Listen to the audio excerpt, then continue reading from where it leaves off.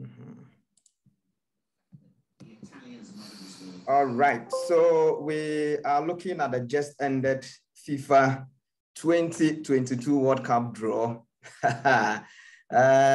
What do you make of the groups? For me, the first thing I realized is that there is no group of death in this. But we'll jump straight into the discussion. Stephen is here, myself, Koko Drum here. Nazif is also trying to join in to see. Nazif, if you can hear me, put your microphone and then your video on quickly. Just do that for us quickly. Stephen, let's start this discussion. Quickly, what do you make of the draw in general? Yeah, I think it has been a very decent draw from Group H through to Group H. It has been very decent. There isn't no standout teams. You look at the likes of Iran, the likes of Saudi Arabia, the kind of football they are all playing today. They can play with anything, which makes it difficult to rubber stamp a team to say these teams are favorites. 2 or 3 years ago, we would have called Belgium a team to look out for. Today, we can't say that about them. 2 years ago, we would have said Germany is a team to look out for. Today, we can't say that about them. 2 years ago, we would have said Spain. I mean, all the big teams we used to know going into World Cup finals, they are not that strong. Look at Argentina. I mean, Argentina going to a World Cup, and we can't say Argentina is a favorite, which means that there is something wrong. Even Brazil. The Brazil that we know them to be Brazil. Today, Brazil's players are all turning out to be French players. So it makes this World Cup very open. I look at the draw and I'm like, wow, any team can win it. Any team can win the World Cup. And for the first time, African countries really have a chance to go further. I mean, they have the chance to go for the ultimate. Look at the draw. Look at Senegal. Look at Ghana. Look even Cameroon. You can see that all these teams are primed. They are ready to go for the kill. It is an open draw for me, and it is going to be very exciting to watch the World Cup. There's going to be a lot of surprises. There's going to be a lot of surprises. Okay, let's take it group by group briefly. Group A, host nation Qatar, Ecuador, Senegal, and then the Netherlands. This group, what do you make of this group? It is a tough one for me because I would love Qatar to go far. I'll be very happy if Qatar could go to at least the quarterfinals of the World Cup. But unfortunately for them, there is Senegal, there is Netherlands. If I am to put my money on any of the two teams, I'll put my money on Qatar and Senegal. I would hope Qatar goes far, so Qatar and Senegal. You are taking Netherlands and Ecuador out of this? Yes, I am praying that they have a poor tournament, especially the Netherlands. Okay. I am hoping, because if Netherlands picks, then Qatar is in trouble. There's a likelihood Netherlands or Senegal or Ecuador, any of them have the chance to qualify. But I would love to see Qatar go further in the tournament. That is why I am taking them and then Senegal. Okay. Group B. In Group A, this is my take. I am tipping Senegal and the Netherlands to go through. I feel that Qatar, they've done a good job in terms of preparations and everything. But looking at the teams they would be playing, maybe Ecuador would give them, they can fetch some points there, which I even doubt. But it will be difficult for them to beat. It will be difficult for Qatar to beat any of the teams. But I am banking on their home support and the zeal the players would want to play with for the country to go far. That is what I am banking my hopes on. That out of that zeal, they'll be able to grind results from the games. It will be difficult for them to beat any of the games. On any day, they will lose to all three of the countries there. But for the zeal and then the backing of the country, I am hoping they get some 2 draws and then 1 win. And then they move to the next round of the competition. Okay. At least, yes. Nazif, can you hear me? Okay. We are having serious troubles connecting with you. Maybe you are. Can you hear me now? Yes, I can hear you clearly. Yes, your video is off. We want to see your face. Exactly. Group A, what do you make of the chances of these teams? Which two are you tipping to go through? Group A, we have the host nation there, that's Ecuador, Senegal, and then Netherlands. And then looking at it, I'm seeing Senegal and the Netherlands going through. Looking at the performance of the Senegalese during the AFCON and then their same performance against Egypt in the playoffs. And they also have the quality in the team. The Netherlands, they stand to be favored among all. And then they still have top players, and then they have an experienced coach, and they are set up. And then, like my brother said, we'll thank them for hosting the tournament against Ecuador. Because Ecuador, they have done well during the qualifications. They are not just there, or they didn't come there easily. So I'm tipping Senegal and the Netherlands. The Senegal has to play with Ecuador because they will also be looking at, let's say, Netherlands to qualify with them. The Senegal will also be tipping Netherlands to also go with them. So it's going to be like Netherlands for them, with things being equal. They seem to be on the right path to qualify. It's either Senegal and Ecuador. One of them will also still through. But the tournament is not now to play somewhere in November. So it can be changes in the forms that we are seeing in the current teams. So who knows, maybe by the time that the tournament will pick up, Ecuador players will be in fantastic shape. While some things become to distract either the Netherlands or Senegalese team. But currently looking at their performance, our tip Senegal and the Netherlands to go through. Okay, so it means Nazif is with me, tipping Senegal and the Netherlands to go through. Steven says Qatar and Senegal. He is ruling out Ecuador and the Netherlands. Group B, England, Iran, USA, and then the European playoff. Steven. Yeah, let me take it from the playoff first. We are looking at Wales or Scotland or Ukraine. All of these three countries are not powerhouses. They're not powerhouses in Europe.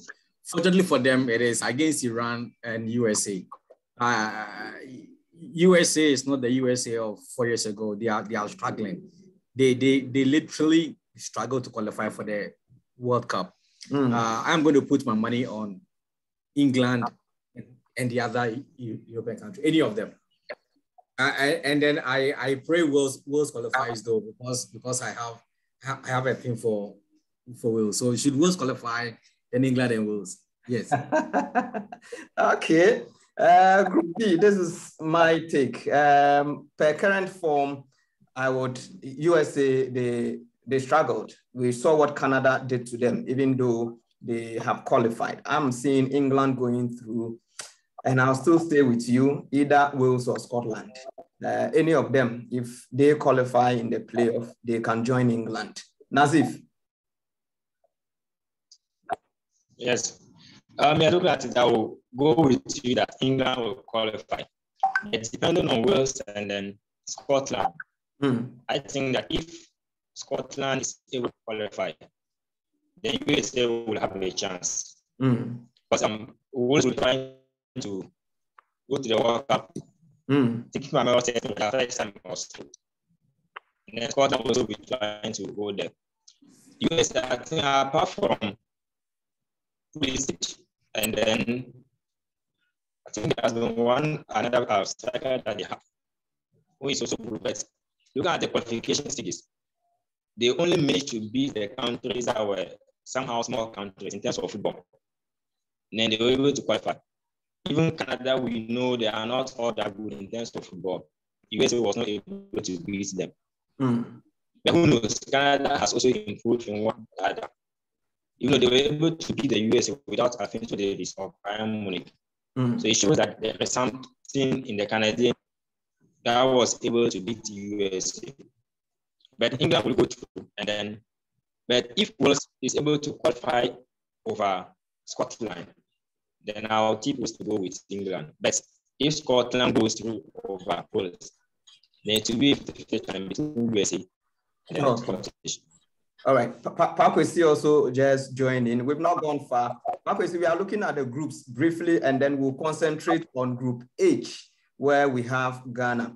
We are in Group B, England, Iran, USA, and then the Euro playoff. Who are you tipping out of this group, Pakwesi? Yeah, definitely England will sail through. Looking at the squad of Gary Southgate and how they played through the qualifiers, definitely I see England going through. Joining them will be a tricky one because looking at Wales, Scotland, or Ukraine, joining one of them through the playoffs in June will join the group, and it will be a tricky one. We're looking at England versus Wales, England versus Scotland, and even England versus Ukraine will be one of the games to watch. I'm looking for England to go out of the group so as one of Wales or Scotland to also join them. Okay, you just joined in. Let me still stay with you. Group C, Argentina, Saudi Arabia, Mexico, and Poland. Looking at the form of Argentina, what do you think? Yeah, it is one group that is being tagged that no equals. For example, team like Argentina, definitely everyone would see Argentina going through, but it would be disastrous that Argentina won't go through. But for Poland, Lewandowski may be fancying his chances, looking at the A34, meeting the team like Saudi Arabia, who maybe want to make a mark in this World Cup. Definitely Poland, Argentina, I see them going through. Stephen, Group C. Yes, I'm here, boss. Yeah, Group C. It is going to be one of the interesting groups, mainly because of the Messi Lewandowski talk about the Ballon d'Or. For the purposes of having a discussion, I would go for Argentina Poland too. Yes, because I personally I would want Lewandowski to go far and then prove to the world that indeed he deserved that award over your Lionel Messi. I mean, yes. Once you've mentioned my Leo Messi, I'm tipping Argentina to go through, and I'm tipping Poland or Mexico. It's a bit dicey, but Argentina, Poland for me would go through. Nazif. Yes, I mean, definitely Argentina will go through, and then tournament favorites. And I think it's an opportunity for Messi or Lewandowski to even get the golden boot since they are coming against the likes of Saudi Arabia. I expect them to load them with goals. So definitely Saudi Arabia is out. Then Poland and then Mexico. Looking at the qualification stages, Mexico really struggled before qualifying as compared to their previous tournaments. So I'm taking Poland to join Argentina out of the group. Okay, Stephen, you want to say something? Yes, I want to say something. There is something that we are overlooking. Okay, we are overlooking Javi Renard. The work that young coach is doing with Saudi Arabia. I wouldn't be surprised they will come out of the group with 3 points, 3 draws straight. I wouldn't be surprised at all. This is not the AFCON, my brother. Yes, this isn't the AFCON, all right. But then this is a man who inspires the team to play. If you follow their qualifiers, you will see that indeed he pushed them to play. And then he has nothing to lose. They have nothing to lose. They are going to have fun. What if in going to have fun they end up getting some surprise wins and then draws? I mean, or push Argentina out and then qualify alongside Poland. I mean, you never can tell that. Okay, Group D, France. And then we have one of the playoffs, and then Denmark, Tunisia. Pakwesi, Group D. France are favorites because look, defending champions. But what we can also note that the last 3 editions, excluding France, the winners of the previous editions have all gone home at the group stage. So France would like to write a different chapter altogether, and maybe they will also be looking forward to also winning the title or defend the title since Brazil did it in 1962. But it will be very, very difficult. Looking at France versus Denmark, for example, 2 European teams who know themselves. France has been very, very, very efficient after winning the World Cup. They won the UEFA Nations League. Yeah. They are also doing well. 8 consecutive wins on the trot. Didier Deschamps is doing well with the French national team. I see France going through. One of Denmark, they went through the qualifier excellently, and they are one team to also be looking at the players they have at their disposal. I see the 2 European countries, France and Denmark, reaching the next 16 from that group. 7, Group D. Yeah, I mean, it's same for me. I mean, no two ways. France is not going to disappoint. They're not going to be like the other champions who are to go out very early. They are building a team for the future. And then their team is still young. Their team is still comprises a lot of young players who haven't reached their peak yet. Most of the players haven't reached their peak yet. So they will still play and they are going to deliver. Denmark is going to have a lot of sympathy because of the Christian Eriksen situation. Yeah. And then people would rally behind them to see that they go far. And especially if he is to have some minutes, then people are going to really rally behind them. So again, I'll go for France and Denmark to go far. Yes. Yes, Denmark definitely looking at their performance in the Euros. The France didn't do quite well. So we shouldn't be surprised if what has been happening to reigning champions of the World Cup happens to them as well.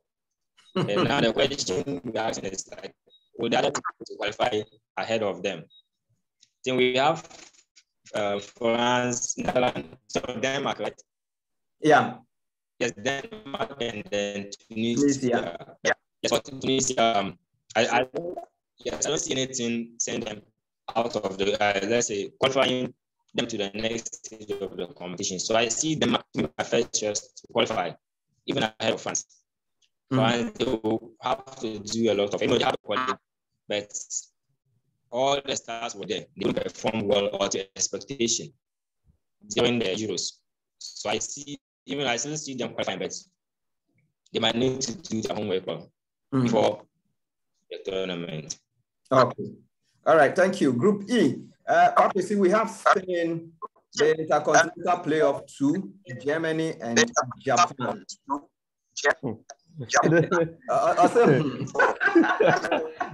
This is one of the interesting groups, and when the draw was being made, I was like Germany versus Spain again.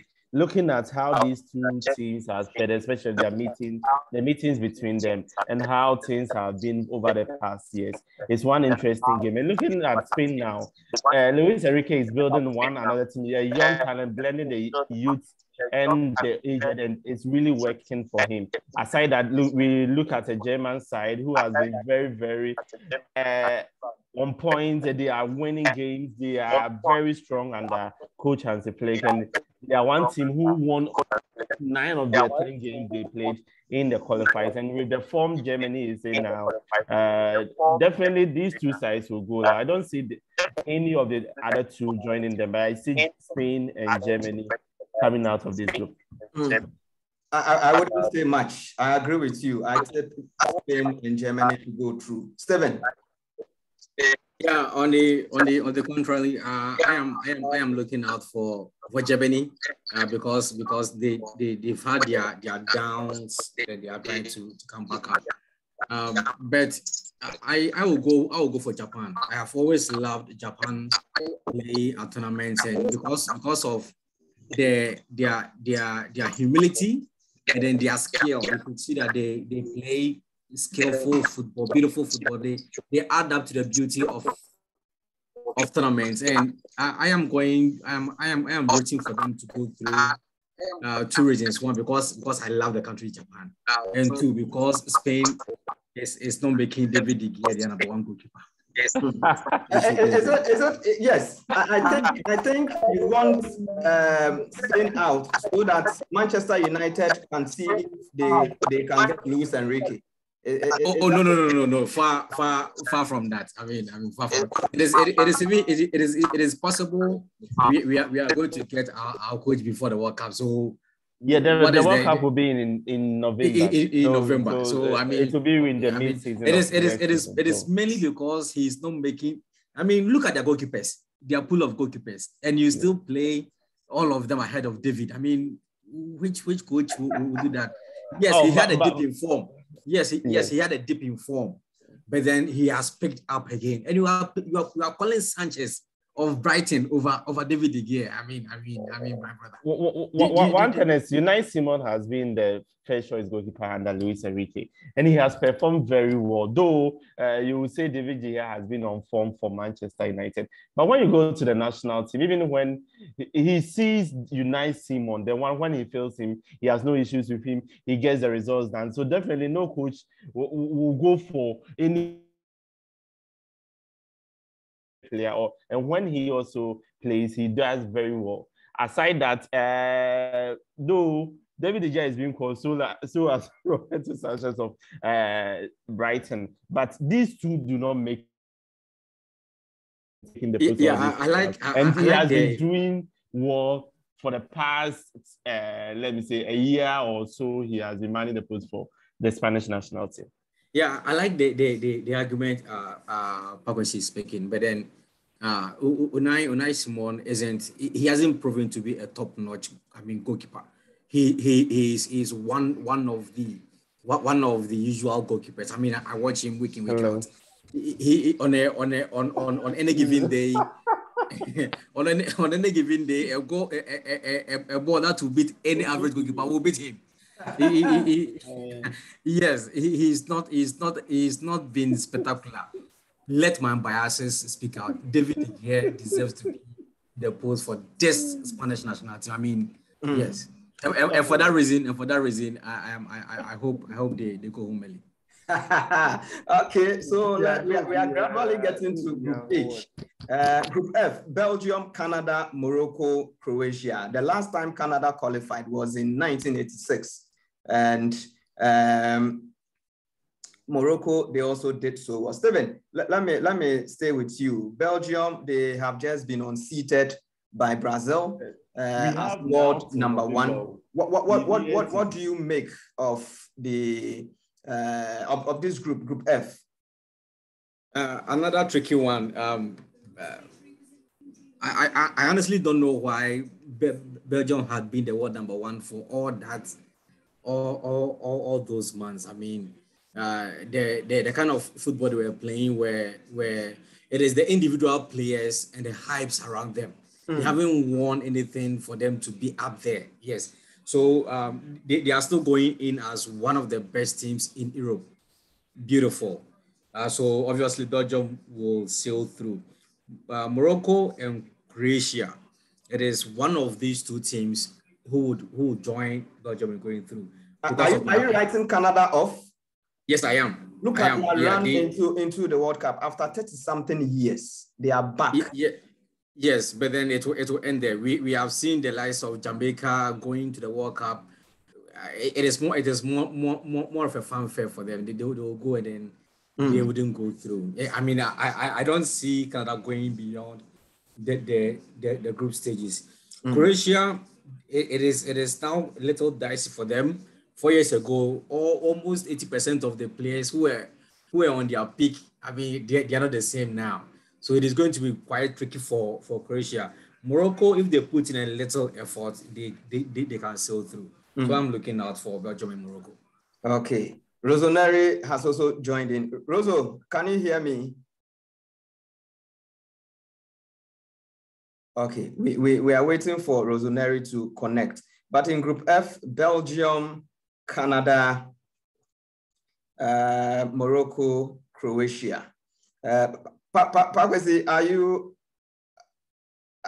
you back?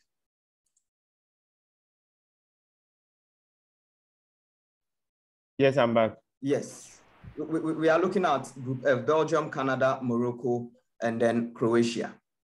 Yeah, Belgium has been world number one since, and they have shown through their games. Though they have the talents, they have the players, but how to blend them for tournaments especially has been a problem for their team in so well. Roberto. Roberto Martinez have been doing a very good job with the team, but for their last World Cup, they met a very brilliant side, a side that went on to win the World Cup in the shape of France. And there is a Belgium side who have been winning games, but when it gets to where they needed it most, that's where they flatter. And it has been very, very sad for a Belgian side with all this quality, with all these talents. But going into their group with Morocco, we saw how Morocco qualified against DR Congo. And Morocco is one side to also look at.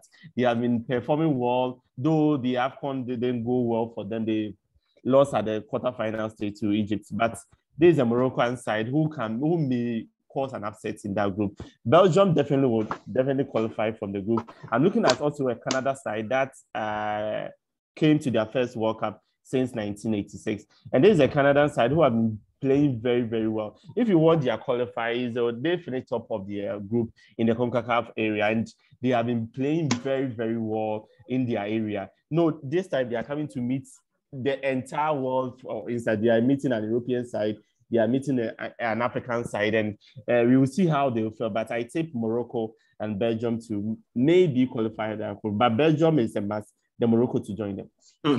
Okay, Rosemary, thank you for joining. Roso is one of the chief contributors on sports24online.com. And I mean, a fantastic editor for that matter. Roso, we are looking at the groups, and we are looking at Group F: Belgium, Canada, Morocco, Croatia. Your take? Well, thank you, KOD. Good evening to you. Good evening to my co-panel and everyone out there. I think that this group cannot be described as a group of death. I mean, it entails quite a number of sides who have done something in the past in the World Cup. This time round, it looks evenly distributed. And if you understand what I mean, of course, Belgium have been perennials in underachievement. Everyone remembers their exploits in the last World Cup in Russia in 2018. For goodness sake, they were able to account for the exit of the Seleção of Brazil in the quarterfinal. You remember that very well. Yeah. Eden Hazard and co were on song. As Roberto Martinez's side were able to defeat Brazil in that quarterfinal. But then at the European level, in terms of Euros, they have not put up their weight quite enough. And but this group presents them a very fine opportunity to make another go at the world stage, because it goes without saying that they are going to, of course, qualify from this group. But then in the form of Croatia come as former finalists. You remember very well, they were losing finalists to France and Russia the last time in 2018. Not many people fancied their chances against the French back then. As it turned out, France won rather convincingly. I mean, it goes in recent memory as one of the easiest World Cup finals, to be won, and France won it. But then Croatia, of course, they have quite an aging team. I mean, the likes of Luka Modric is at the twilight of his career, at the wrong side of 30s. He's just about bowing out of the international stage. But then, of course, they have quite a number of youngsters who are coming through the fall. You expect them to give the Belgians a good run for their money. They seem to be the big horses in that group F to qualify. And I mean, Morocco, of course, are former AFCON champions. They are heavyweights in Africa here. But then in recent times, they have not been able to exert their authority and their influence on the African continent. You remember they were in Ghana's group at the AFCON just a few months ago. Yes, they beat Ghana in that group that contained Gabon and then Comoros as well. They topped that group, but it was predicted by everyone else. I mean, they were supposed to have topped that group, and they ended up topping it. But then, I mean, it is one thing topping an AFCON group, one thing doing well in an AFCON, if at all they did well in that AFCON. This is a world stage that they are not likely to find easy at all. And they find themselves in a group that is very, very difficult. You don't fancy the chances of the Moroccans against the Croatians. You don't fancy their chances against the Belgians. But then if sometimes it doesn't go according to script, it goes completely unscripted in these fixtures. You may fancy certain sides to make it out of their group, but in the final analysis, they find themselves wanting, they find themselves suffocating, panting for air, and then they end up losing to less fancied sides I want to wait to see how this group pans out. Morocco, I expect to give Croatia and Belgium some opposition in the group stages. And they have an outside chance of making it out of the group. But if you ask me, I think my money will be on Belgium and Croatia in that group.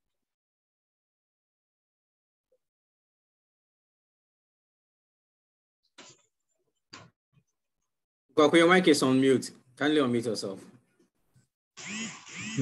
I'm talking about Group G: Brazil, Serbia, Switzerland, and then Cameroon. I know Rosemary and Steven, for you, you are obsessed when it comes to the Brazilian national team. The two of you, if you had the opportunity, you would relocate to Brazil. I don't know about what you think of Brazil, but before I come to Steven and Roso, Pakwesi, Group G, which two teams are you taking out of this group?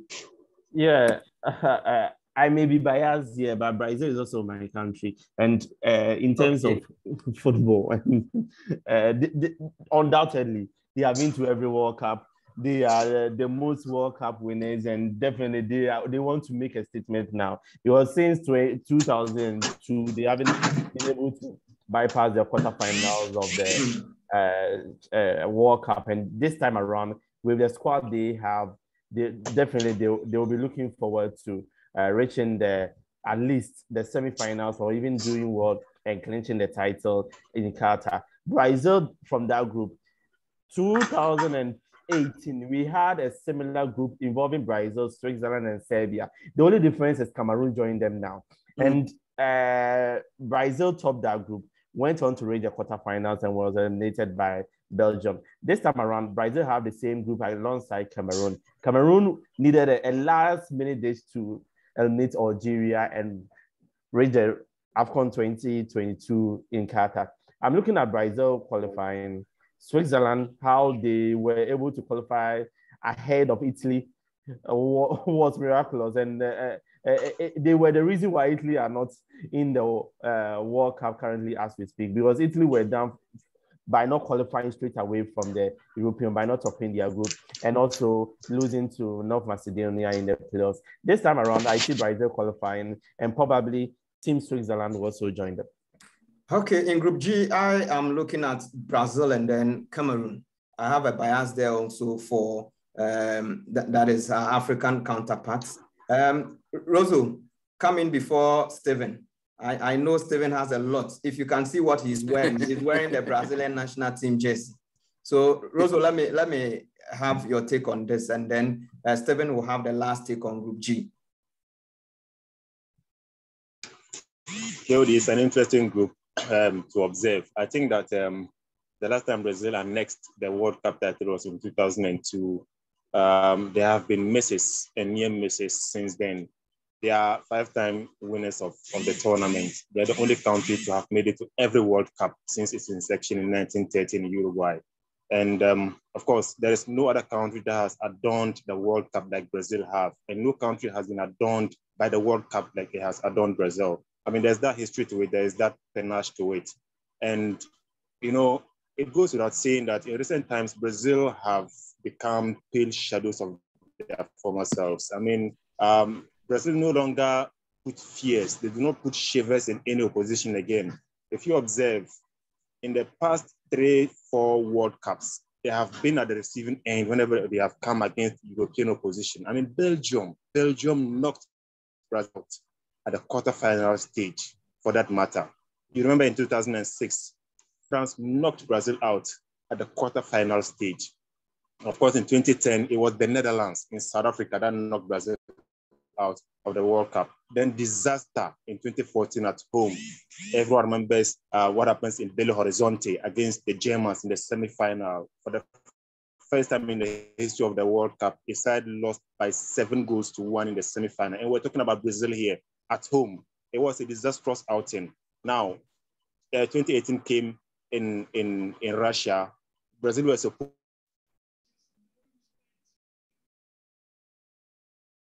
Okay, we seem to have lost Rosemary there. Steven, you can take over until he comes. Yeah, let me take over from where he left off. in 2018, I mean, that game shouldn't have been a game that could send us packing. I mean, even when we were down, you could see the urgency in our play. We are looking forward to the 6th World Cup, and it's been tough, even getting the boys well assembled to play for the country.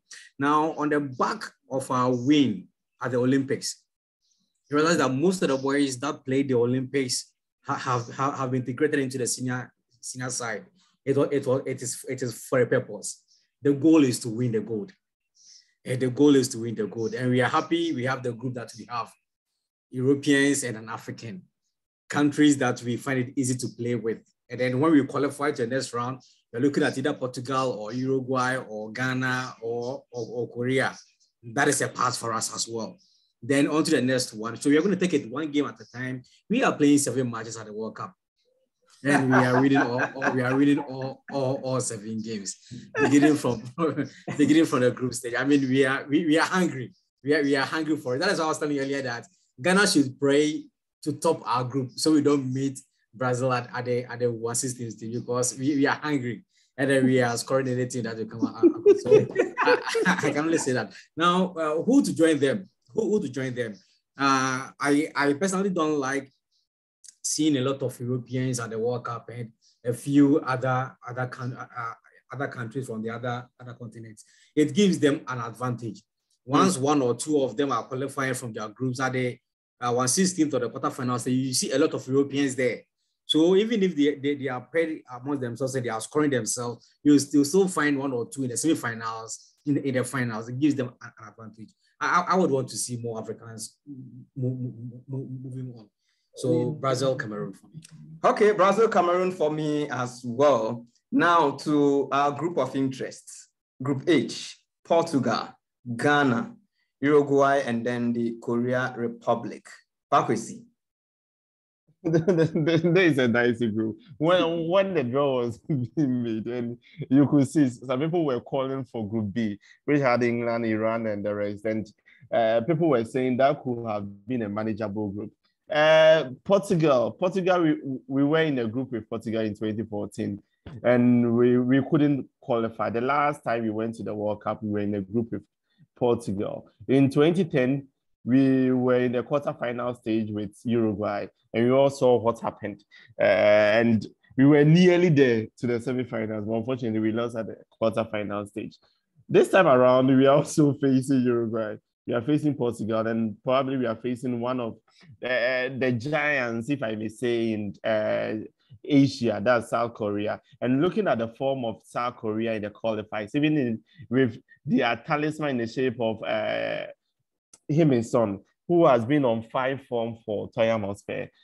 It's a very difficult group. One would say that maybe this is a manageable group as compared to the rest. But Ghana facing these squads, though we have more time from April now till November to prepare our team to get our squad ready to ensure that anything can happen within these times. But looking at the pedigree of these guys, someone would say maybe Portugal qualified by the playoffs, but we saw Brazil qualified through playoffs and came to the 2002 World Cup and won it. So you can't just write them off. Uruguay, though they have been aged, but the experience counts, and experience is there. At the World Cup stage, you need the experience to tell. You need players who have seen it all at the biggest stage to also ensure that maybe you send their countries through. Definitely, we are Ghanaians and we want Ghana to qualify undoubtedly, and we would like Ghana to even top that group. But it's not easy as said, as done by or said. But we would say Ghana. We hope Ghana qualifies, but not but maybe Ghana to join Portugal in the last 16. Ghana to join Portugal in the last 16. I'm also tipping Ghana to join Portugal, but the prayer is that Ghana should top this group, and we have more time to do that. That's where the difficulty is. Ghana topping group, because if Ghana doesn't top group, H. H. The ability of meeting Brazil is very high. Because definitely Brazil with their form, with Tite looking forward to winning the World Cup and maybe leaving the scene on a high note, will not relent that they will finish second even in Group G. Definitely, they will be topping G. It will be very interesting though, but let's see. Ghana can, if you do our things right. Stephen. Yeah, I'm here. Yeah. You see, when you put teams who have the same strength together, it becomes very, very difficult to predict who sails through and who doesn't. Now, all four teams are not so much of a powerhouse. Now we talk about Portugal. Well, Portugal is not a powerhouse in Europe. It is as a result of Ciro's influence that has made them somehow powerful. But then their team collectively, they are not so strong. They struggle through matches, and we saw it through the qualifiers. I mean, they struggled through matches. Even in 2014, when we were in the same group with them, they were struggling alongside us. We were both struggling. We struggled home together. Do you get it? So it is more dicey here because their strengths are almost the same. Their strengths are almost the same from Asia, from Europe, from South America, from Africa. These teams are not the top teams in there. Korea, you would say yes, but then still they are not as strong as the other countries. So it is quite difficult. I mean, the choice of players. I have always said that unlike the Champions League or the league matches where some matches form doesn't count. You meet the team and you can play it. At the World Cup, form counts. At the World Cup, if you are a team that has players who are on form, the likelihood of you moving forward is high. If you don't have form, I mean, you are playing 7 matches. I mean, 90 minutes, 3 games. If you don't have the form to win the games in 90 minutes, you don't have any business there. Fortunately for us, Uruguay is not on form. Their players are not on form. Fortunately for us, Portugal is not on form. You watch that games, you watch Bruno Fernandes, you watch Diego Jota, and you were like, are these the same players we see? You watch Bernardo Silva, and then they play as if they are not the same players who play week in, week out, giving us performance upon performance. So our advantage here is that most of these teams are not on form. Now, the choice of players we are going to assemble will determine our fate. If we are going to select players who are on form, players who have enough game time, players who have been playing week in, week out, players who have exposure, players who will not be starstruck upon seeing some of these players who they idolize, then we are going to see it. But then if we select players who have been warming benches and they don't have game time, they only have the names because they have played with the Black Stars, they have built the team a long time, so we should let them play and all that, then we are going to be in trouble. So it is we hope we top the group because the group is not so strong. We can beat any of the all of the teams. We can beat them. So Ghana alongside who? Ghana alongside, I mean, I'll go with Portugal. You go with Portugal. For obvious reasons. For me personally, this is what I feel. Ghana, we've played Uruguay at the World Cup before. We've played Portugal at the World Cup before. And I believe they would also be weary of us. They would come in respecting us very, very well because Portugal did not have it easy against Ghana. Uruguay also did not have it easy against Ghana. So we can squeeze out some points from them, maybe 2 draws, and then we make sure we beat South Korea. This is what I feel, and this is what I think. That is very risky. I mean, 5 points will not qualify us to top the group. It can. But it can get us out of the group. And yes, definitely. Yeah. For all you know, Brazil may go far, but they would be second. All you know. It can be possible. For now till November, anything can happen. It can be possible. Because anyone of all the 32 countries, anyone stand a possible chance of qualification. And till November, when the tournament proper begins, because everyone have an ample time to play. You have known your groups, you have seen who you are playing with, so you know what to do. Even player selection from now will be another issue. Players can get injured. Players can not be match fit. Players can retire even within this time. So anything from now till November is possible. When the tournament starts, that's where we will see who can make it out of the group. But possible Brazil can even finish second in the group or may not qualify. It's possible. Yes. On the issue of getting 2 draws in our first 2 games and then winning our last game, it is a chance I wouldn't want us to take. Okay. At all, because our last game is against Uruguay, and I don't know. Yeah, we should get at least 3 points from the first 2 games. From the first 2 games. Yeah, for the first 2 games, we should get 3 points at least. Then go and battle it out with Korea. For all you know, they might even be having 3 points already, wanting a draw to qualify. So if you are saying that we have 2 points, so we are going to try and beat them to qualify, and then they also come in with tactics to just draw and qualify, then what happens? So we need to beat one of these 2. We can beat them. We can beat Portugal. We can beat Uruguay. At worst, draw with Portugal, and then beat Uruguay. Secure 4 points, and then go all out against South Korea or Korea. First game Portugal, second game South Korea, third game Uruguay, and definitely first game. If you are thinking of a draw. Second game is an automatic win against South Korea. For what Odro you are saying, then Uruguay maybe for the final game. That can be a possible. If we win against South Korea in the second game, the probability, yes, we can go in for a draw against Uruguay. But I don't fancy those things that when you go in a game looking for a draw. When you go in the game looking for a win, and at the end of the day you get a draw, it becomes a bonus for you. But when you go to a game looking for a draw, you end up losing. You may end up losing, and that can also deter your chances of qualifying to the next stage.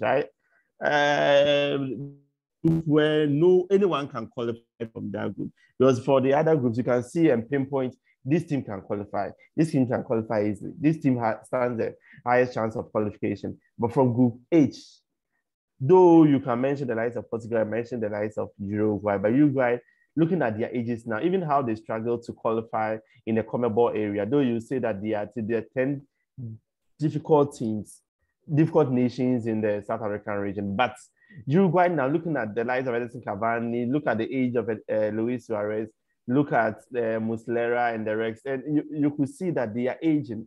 From 2010, they have been on the scene from now to even in the 2018 World Cup. We saw, though they were able to reach the knockout stages, but it wasn't the real Uruguay that we knew all this while.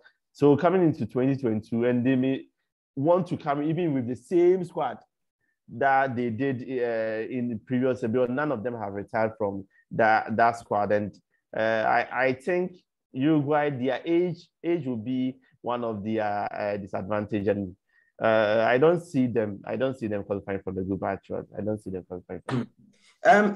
From groups A to H, I'm trying so hard to pinpoint the group of death, but I'm not getting it. I don't know if any of you can identify the group of death in this World Cup groups.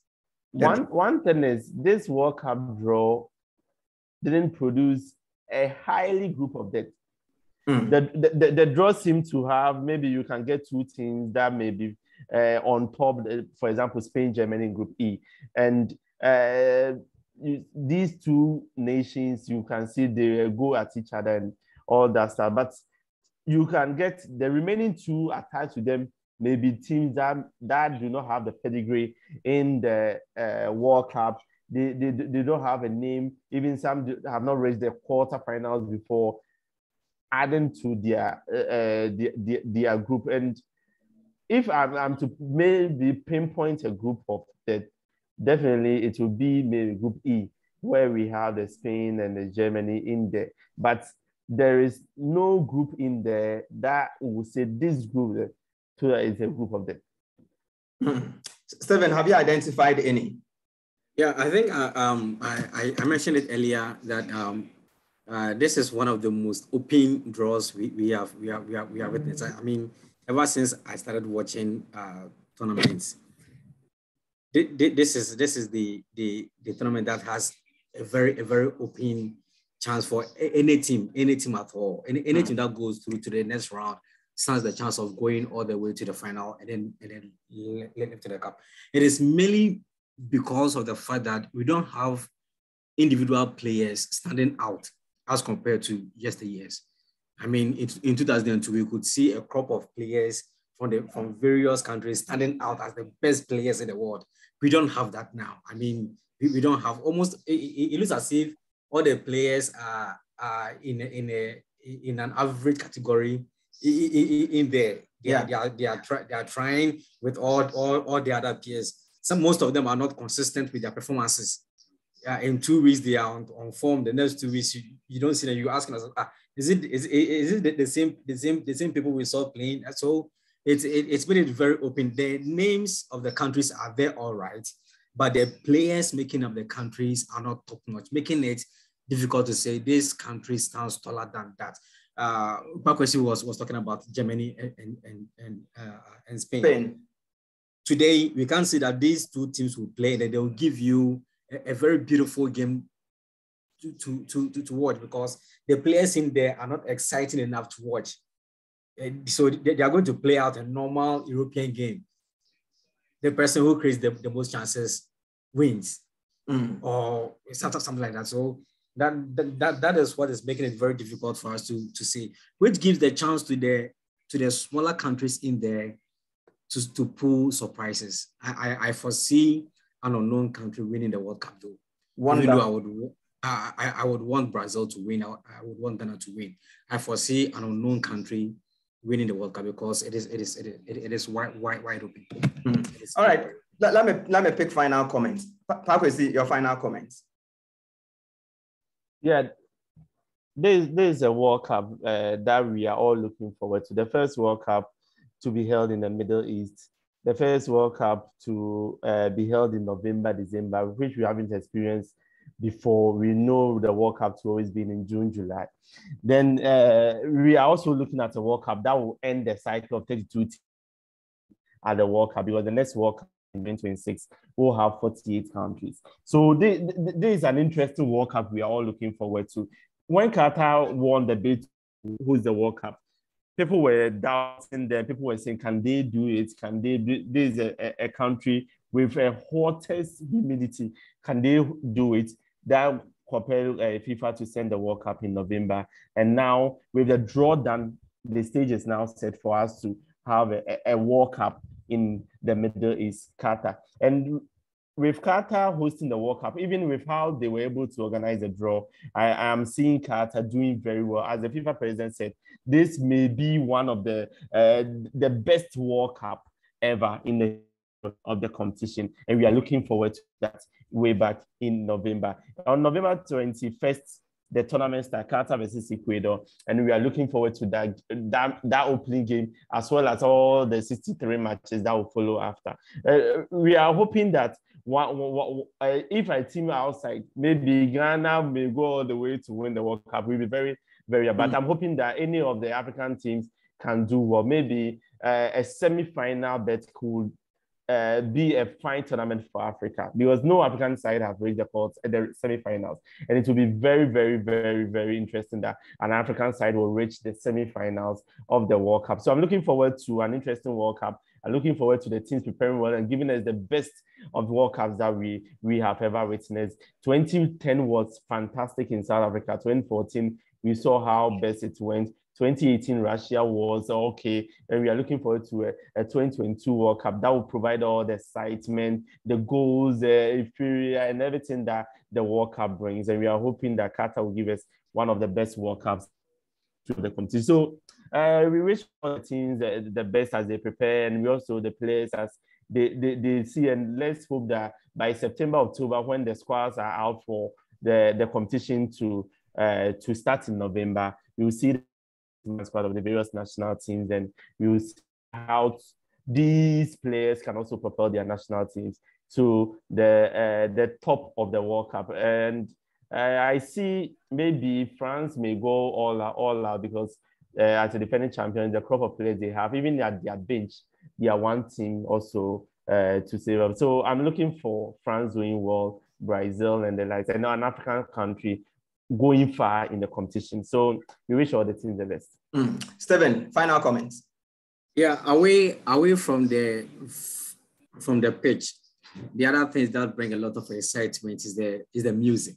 Okay. The sightseeing. And I am very happy that our very own Davido is headlining the World Cup song. I listened to the live performance. I wasn't enthused about it, but then I watched the official video of the song and I was like, oh, this is nice. Wow. When we listen to it over and over again, we'll get used to it and then we'll start singing along. It is beautiful that the video is on our very own. It is unfortunate that his Nigeria are not there. So he will just join us Ghana so that we go along like that. Yeah, and away from that, the sightseeing, the desert. I mean, we can see how Qatar has prepared a place to receive us. They are saying that their place is now the best tourist site in the world. So countries who didn't qualify for the World Cup should come and enjoy the sightseeing. And then I am particularly looking out for that. As for the excitement on the pitch, yes, 90 minutes will be done. But then outside the pitch, the fanfares, the games that we played outside in the various cities and all. That is what I'm looking forward to. And I hope we get a much better one than what we saw in 2014 in Brazil. So far, that is the best World Cup ever. Yes, from you, why not? Anyway, Kwaku, aside me being a fan, yes, that's true. I enjoyed the World Cup in Brazil very, very well. And so the video would make up for Nigeria missing out on the World Cup. So maybe Nigerians can take consolation in the fact that Davido has been drafted into the official theme song for this year's World Cup. And then also if Africa can leave players like Riyad Mahrez, like the Egyptian Mohamed Salah at home, then Europe and the rest of the world should brace themselves up, because strongly, I feel that this is Africa's time. If you look at the team that Cameroon is sending or parading or would be parading at the World Cup, if you look at Senegal, what Senegal did, Tunisia, Morocco, and our own Ghana, I believe that Africa can make a statement this time around at the FIFA World Cup. And then we should watch out for Cameroon. Yeah, because they are assembling a team, not just the outfield players, but then from management, from the ethos to the coach to the. You can see that they are living like a family now. Exactly. They want to do everything together for the country. I watched that game. I almost turned off the TV when Gerald scored. I almost did. Then somebody engaged me in the conversation that kept the TV on, and then within a split second they had. So you could see that they are working together as a unit, and then that I believe will take them far. Thank you so much, guys. Pakwesi, I would call you after this. Thank you so much, Stephen. God bless you. Yeah, all right.